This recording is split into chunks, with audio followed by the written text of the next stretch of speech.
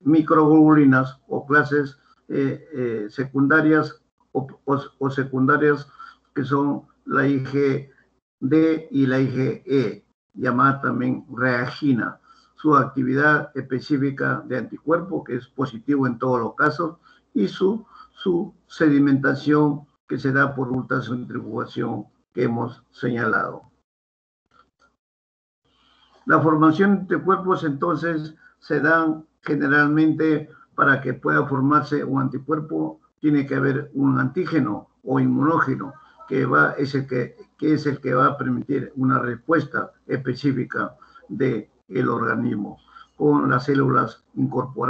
corporales dotadas de esta capacidad y que permitan sintetizar pues estos anticuerpos. Estas células, en primer lugar, constituyen el sistema linfático, sobre todo a nivel plasmático, fundamentalmente. La concentración plasmática va a permitirles a ustedes las evaluaciones cuantitativas y cualitativas de estas concentraciones de inmunoglobulinas, especialmente en la IgG o en la IgA, que la IgA es la primera que aparece con la IgM, y la IgG ya hemos señalado sus características específicas y que van a permitir sus diferentes concentraciones plasmáticas o tisulares, todas relacionadas con sus formas de catálisis, de catabolismo o de anabolismo, dependiendo de la forma como se van a aparecer y desaparecer en el plasma sanguíneo y su capacidad de producción y vida media respectivamente. El catabolismo también nos va a permitir un control en la producción de estas inmunoglobulinas. La producción de estos anticuerpos va a permitir que se neutralice la actividad a nivel que sea conveniente el control, para de esta manera llevar a cabo las producciones de anticuerpos o inmunoglobulinas que permitan fijar complementos, neutralizar toxinas, neutralizar acciones virulentas o parasitarias que en ese momento puedan dañar o puedan dar señales a nivel de las células plasmáticas. Esto constituye pues la formación de anticuerpos antialotípicos y que van a desempeñar un papel muy importante en el catabolismo o en la suspensión de la producción de determinado anticuerpo. Esto actualmente está alcanzando niveles muy importantes y muy notorios en cuanto a señalar fracciones y subfracciones de las diferentes secreciones en los aspectos tanto catabólico como anabólico, especialmente en los circuitos o en los contenidos retículos endoteliales, intracelulares, etc.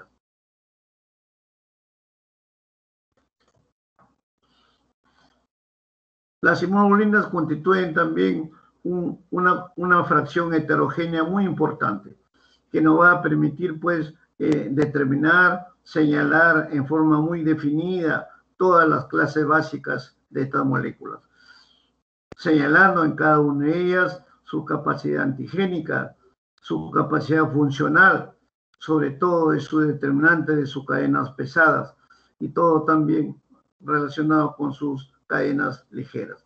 Todo esto es el significado de que constituye un antisuero preparado previamente, por ejemplo, en un animal sensible como conejo y se dirige contra la cadena alfa en humanos, lo que se está haciendo actualmente con muchas reacciones de hibridación, de clonación, etcétera, que van a permitir la participación y la distinción de estas inmunoglobulinas, especialmente de las que aparecen en primer lugar como son la IgG, la IgM y la IgA, que van a ser elaboradas en forma muy determinante para todas las demás cadenas de las otras inmunoglobulinas. Ahí tienen ustedes el cuadrito que les señalo sobre las inmunoglobulinas, tanto la IgG, la IgA, la IgM, la IgD, la IgE, con sus cadenas específicas a nivel de la cadena H para cada clase de ella. La estructura, como vemos ahí, de estas inmunoglobulinas, ya remarcando lo que hemos señalado anteriormente, como ven ustedes ahí, las dos cadenas largas o llamadas cadenas H, que son las cadenas pesadas, con un peso molecular más o menos de 50.000, y las cadenas L o ligeras, que son las más cortas, que están con un peso molecular casi alrededor de 20.000. Y unidas todas por una unión, por un puente disulfúrico que está señalado de color negro, que son los que van a unir permanentemente estas cadenas y de esa manera hacer una unidad monolítica importante en la respuesta a cualquier invasión o a cualquier acción antigénica que se presente. Otra forma de la estructura de general, como ustedes ven allí, ya señalando sus características específicas, como es la cadena liviana, la más corta, que está encima de la cadena pesada. Y ambas, como vemos, están unidas por esos puentes que están en forma de círculos, microcírculos, que son pues el lugar donde se van a reaccionar con antígenos. Son la parte de la cadena pesada, y en algunos casos de la cadena liviana, donde se van a constituir la unión o la configuración estructural del antígeno a través de sus determinantes antigénicos con el anticuerpo o lugar específico de la unión. Y de esa manera fusionarse en una unidad estructural compacta para enfrentar a las diferentes estructuras invasivas o antigénicamente desconocidas para nuestro sistema inmunológico. Estos llamados puentes disulfúricos que hemos señalado o sulfídicos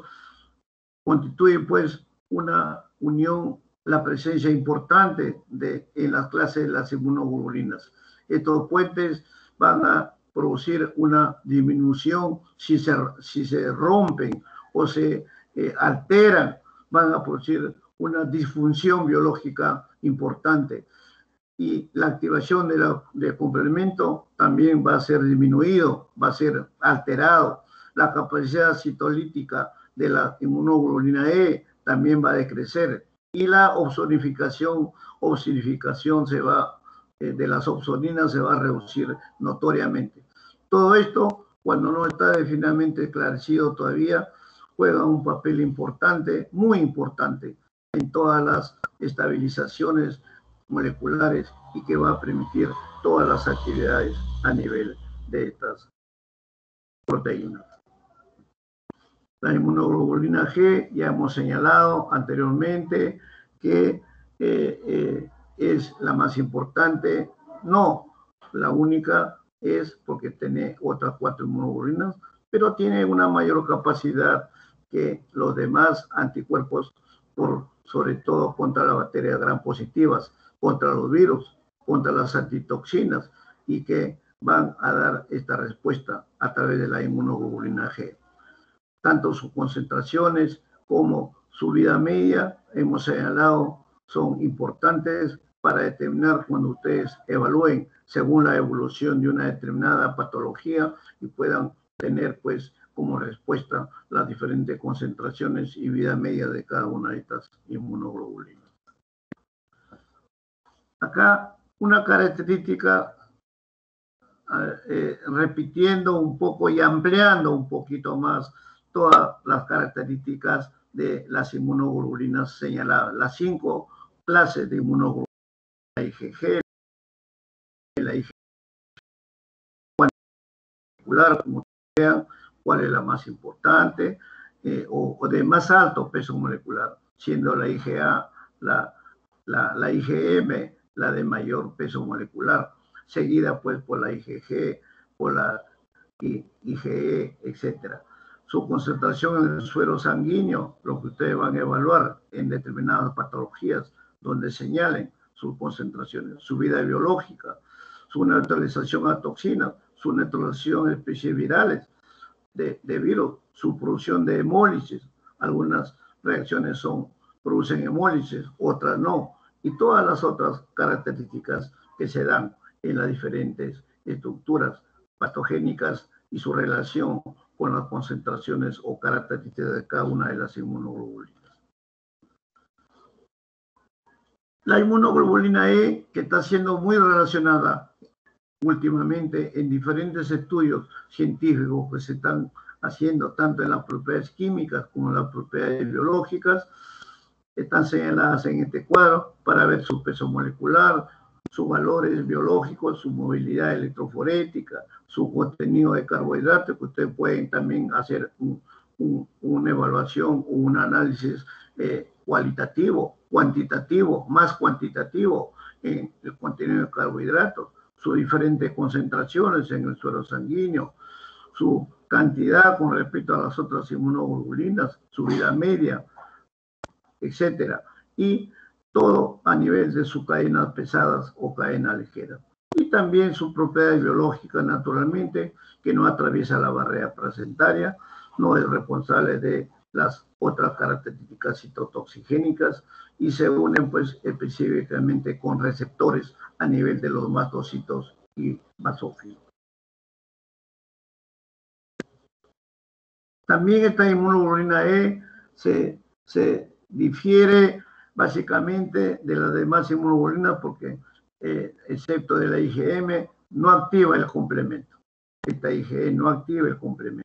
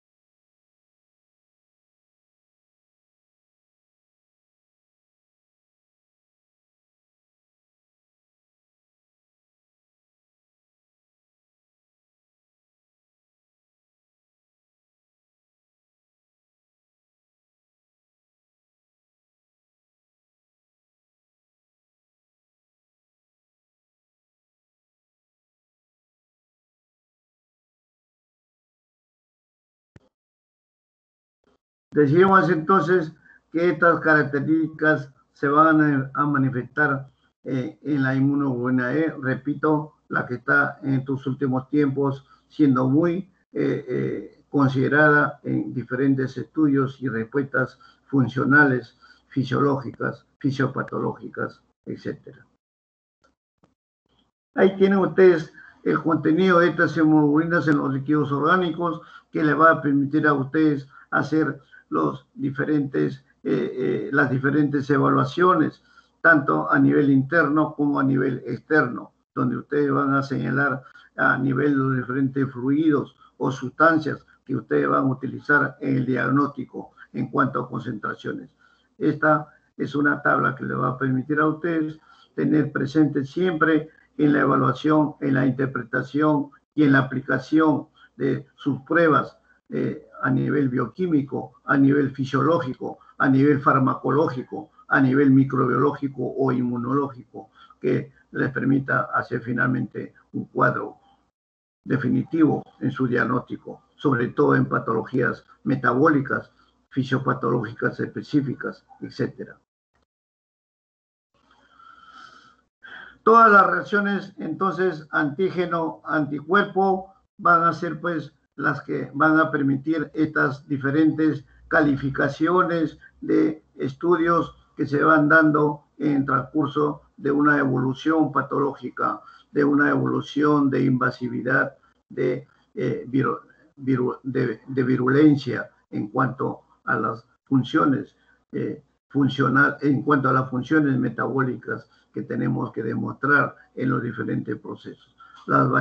variabilidades de las concentraciones, de la vida media, de la concentración en suero sanguíneo de estos anticuerpos, les va a permitir hacer en forma rápida hoy día en estos tiempos mucho más rápido que hace una década atrás, donde se podía todavía cometer algunos falsos positivos por las diferentes calibraciones que no se tenían con los equipos que hoy día disponemos, con una mayor especificidad, con una mayor sensibilidad y finalmente con una mejor calidad para poder obtener resultados mucho más certeros, mucho más específicos, mucho más pegados a la realidad serológica, cualitativa y cuantitativa de todos los procesos que tienen que estudiarse. Acá un cuadrito de algunas reacciones que se utilizan actualmente, que ustedes van a manejar, empezando por las reacciones de aglutinación, de precipitación, de ozonización, de lisis, de fijación de complemento, citotoxicidad, neutralización, reacciones atípicas, las reacciones enzimáticas, etc. Donde ustedes tienen ahí a la mano, donde señalar el tipo de inmunoglobulinas que pueden evaluar en esos espacios y en esas reacciones que se presentan en la evolución clínica del paciente. Algunas pruebas de sensibilidad, como ustedes saben, mientras más sensible y más cercana esté, o sea, desde el punto de vista cualitativo y cuantitativo, puede marcar la importancia que señalen estas pruebas. Entonces, ustedes evaluarán las llamadas pruebas de alta sensibilidad y de alta evaluación clínica que le permita interpretar en forma rápida estas características. Son radioinmunoensayo, el ensayo inmunoabsorbente o enzimático, la hemólisis, la fijación de complemento, la aglutinación, el DNA molecular, ¿no? El PCR, etcétera, y las pruebas intermedias que se dan. Ahora ya está tomando nuevos términos, se habla ya de pruebas de alta sensibilidad y pruebas de baja sensibilidad. Ya se está dando, se está un poco no indicando mucho las pruebas de sensibilidad intermedia. Es igual que los hemogramas, como se ha visto en bacteriología, donde ya hay reacciones o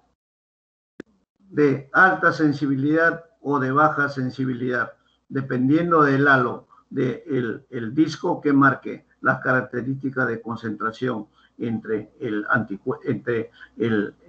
agente infeccioso y la reacción que se produce en el grado o en el halo de sensibilidad para determinar finalmente la resistencia o la sensibilidad de ese antibiótico o de ese anticuerpo.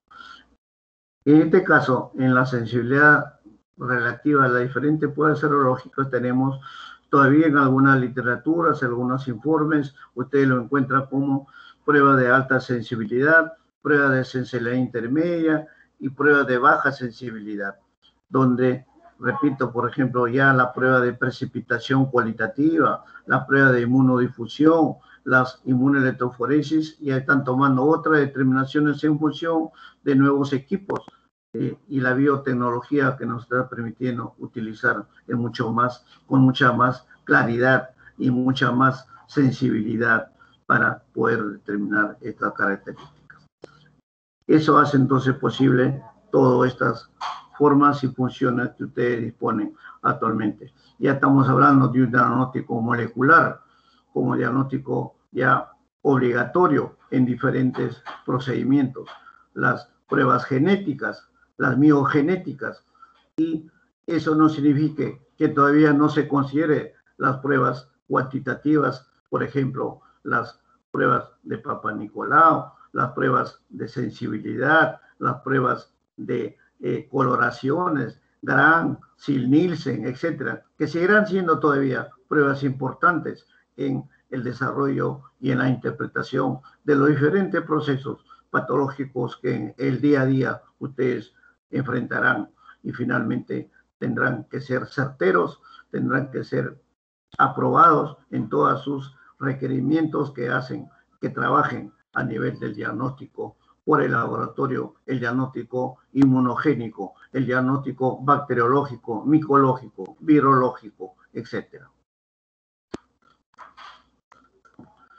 Bien, con esto hemos terminado nuestra clase de inmunoglobulinas, anticuerpos, conceptos bastante largos, conceptos muy en avanzada que se está dando gracias a los nuevos conocimientos que se está aportando con nuestra ciencia en el punto de vista en salud pública y en las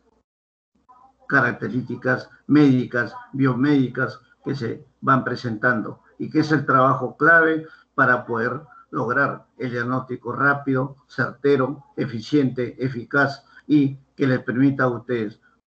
recuperar a su paciente de las mejores condiciones y logrando una calidad de vida apropiada. Muchas gracias. Vamos a pasar después de unos minutitos a la siguiente clase para terminar nuestra actividad del capítulo de inmunología.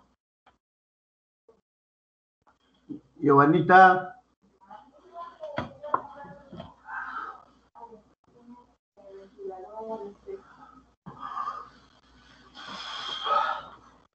Ya terminé la otra vez.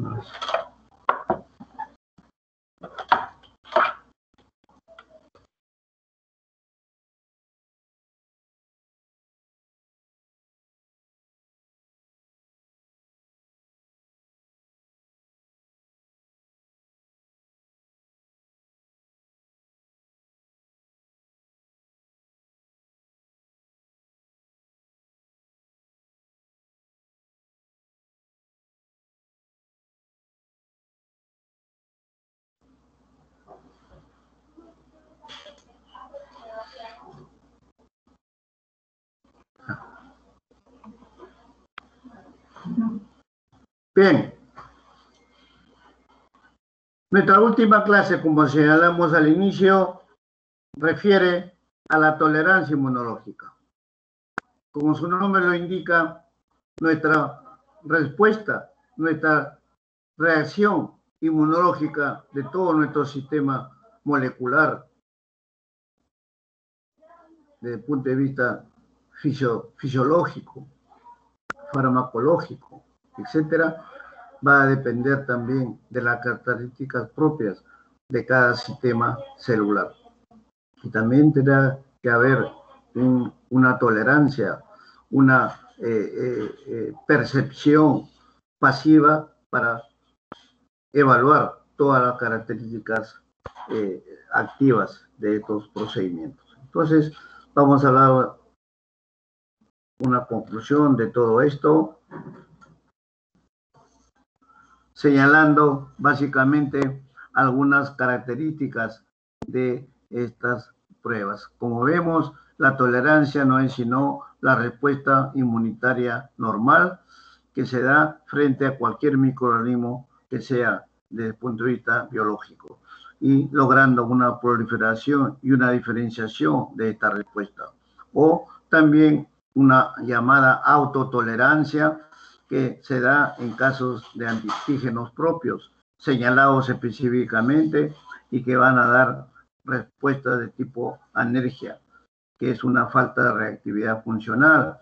o sea, una disfunción a nivel celular, la eliminación, o sea, la muerte celular final del antígeno o inmunógeno y el cambio de especificidad en cuanto a la característica de este antígeno. La definición, por lo tanto, de tolerancia no es sino la incapacidad de nuestro sistema inmune para reaccionar frente a una capacidad antigénica o inmunogénica específica. Cuando esto se traduce en, induce una tolerancia que se denomina de tolerógeno, o sea, la respuesta, la acción de esta incapacidad es cuando se produce una tolerogénesis. La tolerancia entonces puede desarrollarse no solamente en un grupo específico, sino para todos los isótopos o epítopos, perdón, de todos los epítopos o determinantes antigénicos que va a presentar el inmunógeno o antígeno para todas las formas de grupos o sistemas de estas estructuras.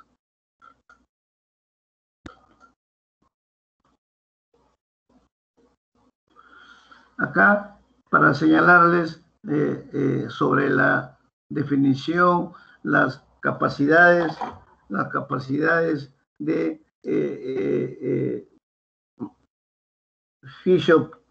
fisiológicas de la tolerancia a nivel personal, a nivel individual, donde se va a hacer las características de eliminación en cuanto a las formas interactivas que se dan en este proceso. Y la tolerancia a nivel de la célula, a nivel celular, donde el elemento fundamental van a ser los linfocitos, el linfocito, tanto en la acción telorógena como inmunógena. En las dos formas van a presentarse las formas específicas del linfocito, básicamente los linfocitos T, que son los más específicos y de alta actividad funcional.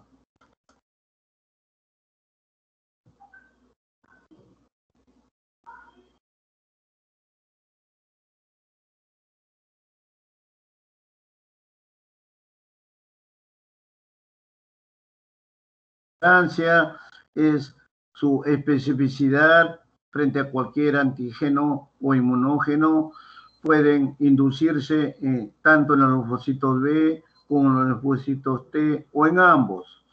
En los órganos también generadores de linfocitos y también en los órganos linfoides, periféricos fundamentalmente. Dependen del estado de maduración de los diferentes linfocitos, de las etapas funcionales y vida media de cada uno de estos sistemas que se dan. Se pierde también, puede perderse esta tolerancia cuando se produce una eliminación del antígeno. Ya no hay inducción antigénica, ya no hay acción antigénica y por ello esta tolerancia puede ser ya negativa. Y también tienen como función importante la especificidad y en cuanto a la respuesta de memoria frente a estas características. Los factores que inducen la tolerancia son básicamente dependientes del receptor y del sistema inmune, básicamente. Tiene que ver con la madurez del sistema linfocitario de los linfocitos a diferentes características. Puede darse en las formas dependientes, no solamente del antígeno, sino también de las diferentes funciones que se van a evaluar en el desarrollo de esta actitud.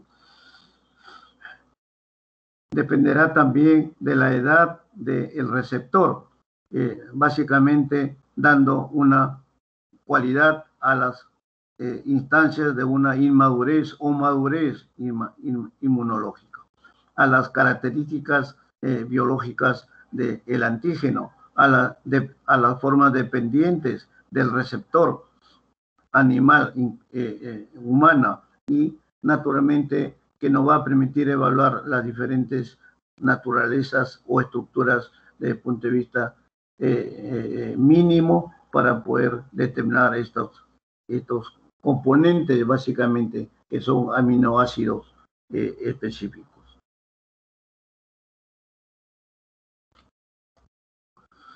La tolerancia llamada la tolerancia central no es sino esta actividad que va a evitar la maduración de los linfocitos que están presentes en los diferentes órganos linfoides. Y generalmente el timo, generalmente y la médula ósea, que son los que van a permitir el reconocimiento de los autoantígenos, las diferentes van a permitir una interpretación de las diferentes formas de clonación que hoy en día está vigente en muchos aspectos inmunológicos. La eliminación de la apoptosis y también la intervención a nivel de las estructuras receptoras, los receptores antigénicos que son los que van a marcar finalmente el apareamiento o la relación de unión entre antígeno y anticuerpo. Ahí, para señalarles el mecanismo a nivel, empezando por el fijador del linfocito, o sea, el precursor básicamente inicial a nivel de los linfocitos inmaduros, donde vamos a ver la forma como se va a producir el reconocimiento del antígeno a nivel propio o a nivel subcelular o de desarrollo invasivo, produciéndose lo que hemos señalado en antes, la apoptosis, o sea, la eliminación, la modificación de estos receptores o el desarrollo potencial de los linfocitos T, básicamente.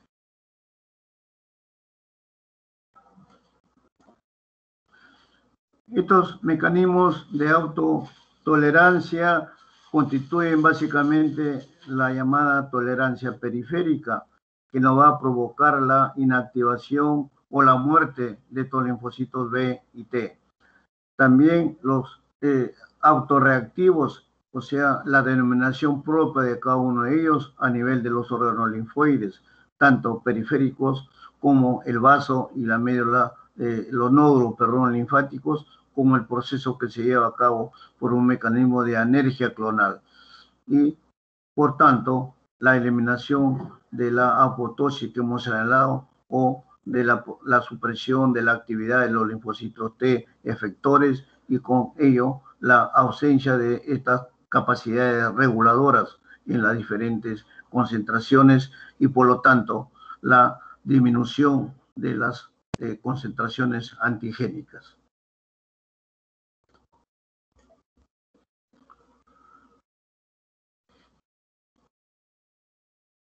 Aquí, para señalarles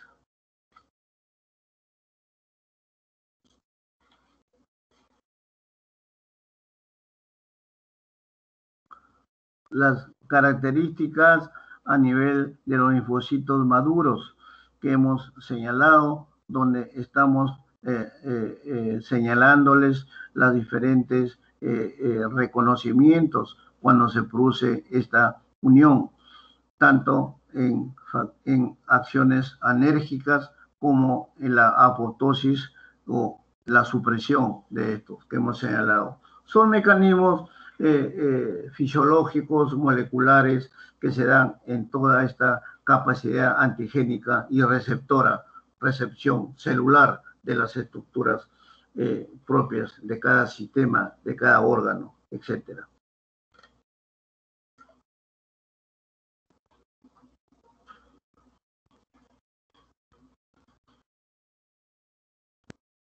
Giovanna, Juanita, ya. Sí, gracias. Acá les decía que hemos tocado este tema en antes cuando les hablaba de los precursores linfocíticos, donde se presenta generalmente en los linfocitos inmaduros, que nos van a llevar al reconocimiento del antígeno propio de cada uno de ellos, produciéndose la eliminación de esta capacidad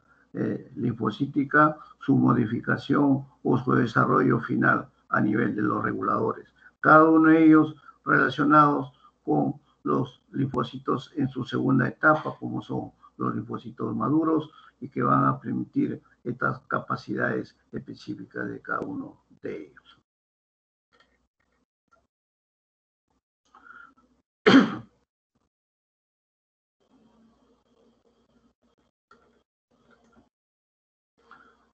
Acá 9 de la elección clonal, que no es sino la eliminación física que se va a producir mediante la apoptosis de los linfocitos inmaduros de los diferentes órganos linfoides, tanto centrales como resultado de esta apertura de los linfocitos T y los linfocitos B. También a nivel de los linfocitos maduros, que van a permitir las diferentes acciones a nivel central y buscar de esa manera los tejidos periféricos a los cuales se van a agregar y producir las respuestas específicas que se dan en ese momento. O a nivel también de los linfocitos T, se producen en los títulos de dos fases básicamente. La fase de selección positiva y la fase de selección negativa. En ambos va a tener que ver con la eliminación de las diferentes estructuras de los linfocitos humorales, tanto de la CD4 como la CD8, y a nivel celular de igual manera. Y esto va a permitir entonces que los linfocitos determinen a pasar de una fase de inmadurez a la fase de madurez y con ello completar su ciclo biológico molecular. Y finalmente, a nivel de los linfocitos T, o sea, los responsables de la respuesta humoral, se va a producir generalmente a nivel de la médula ósea, donde la elección clonal va a tener que ver con la producción de los sistemas de la inmunoglobulina M o de la inmunoglobulina D, como hemos señalado anteriormente.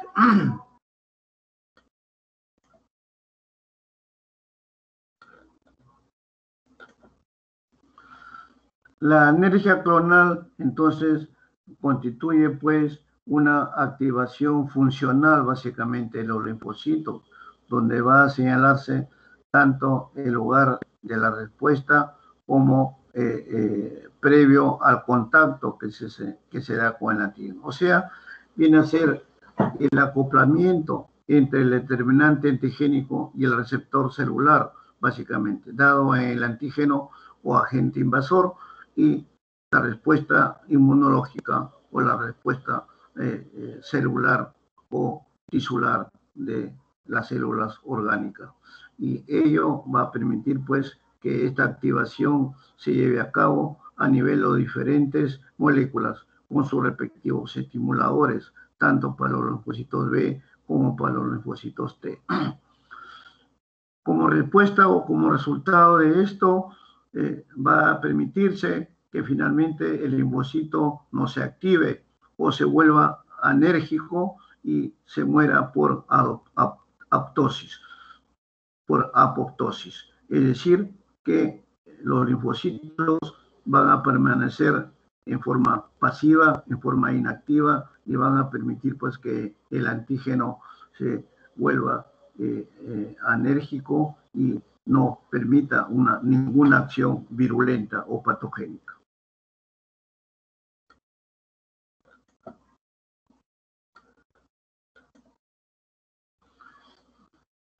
Aquí, para señalarles alguna indiferencia o llamada ignorancia clonal que va a darse a nivel de los linfocitos, que tienen que ver con la autorreactivación, la coexistencia con el autoantígeno, pero que ambos permanecen inactivos debido a la baja afinidad por el autoantígeno o también a la baja concentración de autoantígeno, que son los llamados hoy en día los autoantígenos secuestrados, que no son sino producto de la inhibición de los determinantes antigénicos frente a los receptores celulares, que no le brinda o que no tienen o que carecen de estas características. Eso se da en muchas patologías hoy en día, en las llamadas inmunodeficiencias, inmunosupresiones, básicamente, donde se va a ver la eliminación o el secuestro de estas formas moleculares.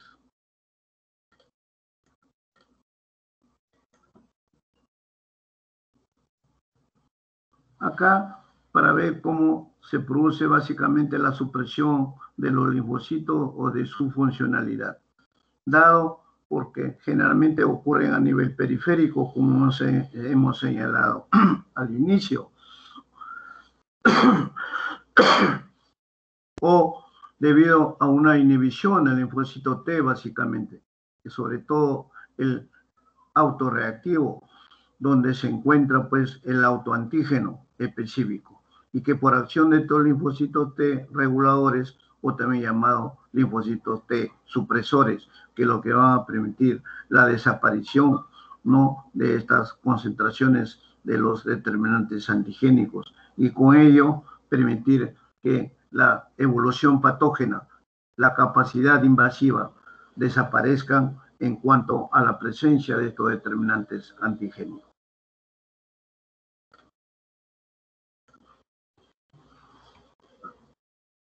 Acá, para ver la forma inductiva artificial que se aplica hoy en día a nivel de las respuestas de estos mecanismos, que nos puede permitir generar o inducir una tolerancia artificial tanto de la célula T como de la célula B, para que se puedan formar en los órganos primarios o secundarios. Todo esto es muy importante hoy en día porque nos va a permitir evaluar las características del antígeno y que van a ser administrados básicamente en distintas respuestas frente a cada antígeno, tanto de los linfocitos T como de los linfocitos B. Este nos lleva a entender y nos lleva a comprender que no solamente la parte biológica activa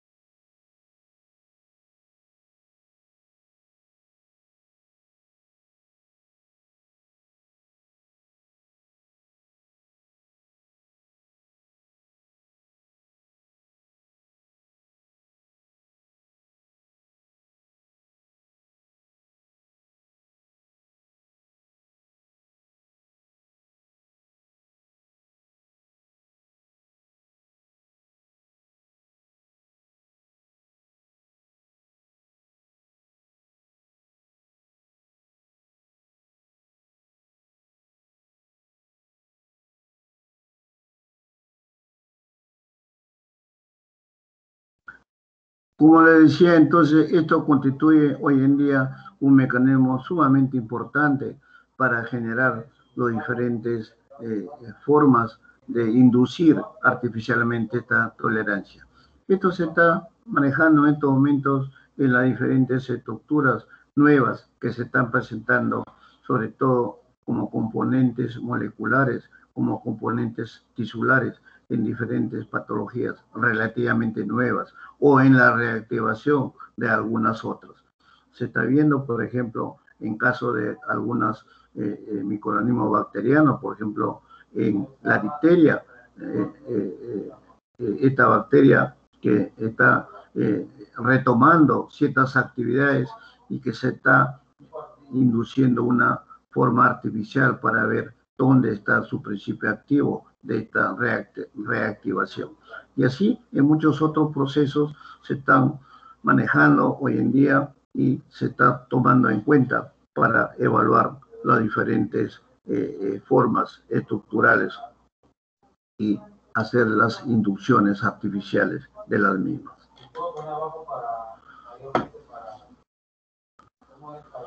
Bien, la tolerancia inmunológica, mis estimados jóvenes, esto es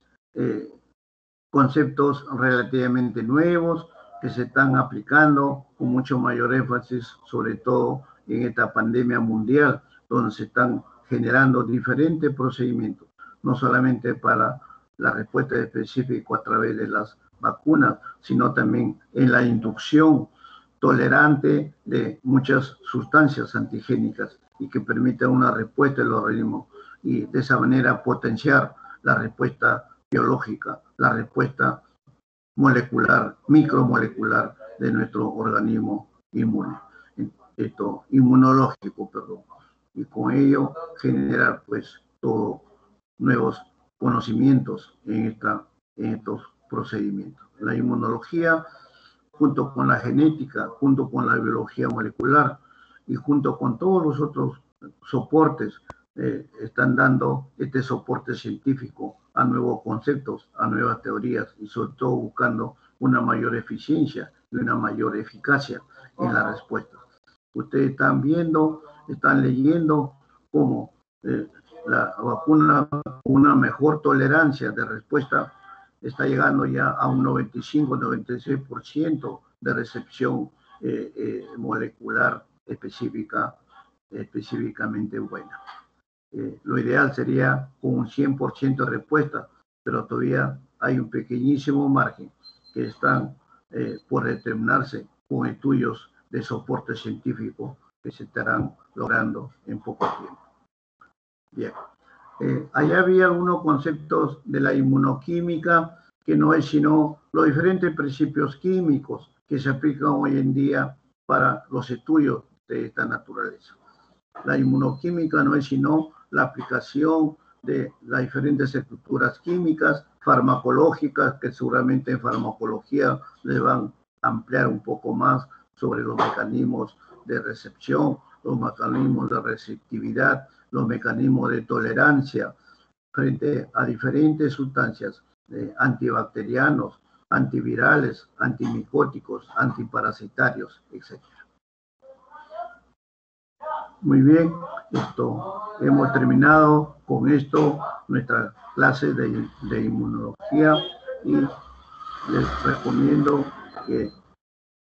lean, estudien en función de todo lo que nos hemos esforzado en tratar de llegar a ustedes con la mejor voluntad y la mejor responsabilidad, con algunos errores de repente. No le echemos la culpa a la plataforma, sino a la situación coyuntural, a la situación sanitaria de nuestro país y del mundo, que nos está permitiendo estos nuevos procedimientos tecnológicos, pedagógicos, que sin embargo estamos adaptándonos a estos tiempos.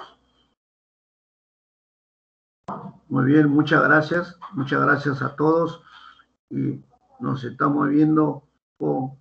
el mecanismo de conexión de todos ustedes el día lunes para el examen respectivo. Ya hemos coordinado con su delegada y su subdelegada para coordinar todas las características para que su examen sea de la mejor manera y de esa manera entraremos a nuestra parte final de virología, que ya le he encargado a Kaylee para que se comunique con todos ustedes y veamos la mejor forma que los conocimientos más importantes de virus lleguen de una manera mucho más concreta, más clara y permitir pues terminar nuestro curso de esa manera. Muchas gracias. Si hubiera algún requerimiento, algún concepto, les rogaría que lo coordinen con Kaylee. Yo le he dado a ella esa tolerancia de que converse con ustedes y les plantee lo que yo he pensado para que de esa manera no tengamos problemas, no solamente en los exámenes, sino también en el tiempo y en la capacidad de ustedes para que no haya problemas de conexión y que seguramente habrá. No hay ninguna plataforma que dé un 100% de garantía de que todo va a ser así. Siempre hay errores. Siempre va a haber algunas deficiencias, algunas formas que se presentan, pero que tratamos en todo momento de solucionarlo para el bien, no solamente de nosotros, sino de ustedes fundamentalmente. Muchas gracias a todos y buenas tardes. Aló. Aló.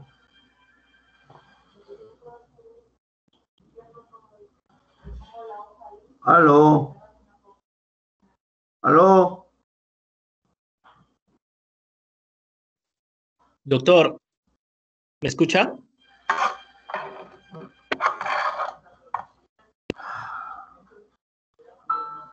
Doctor, ¿me escucha?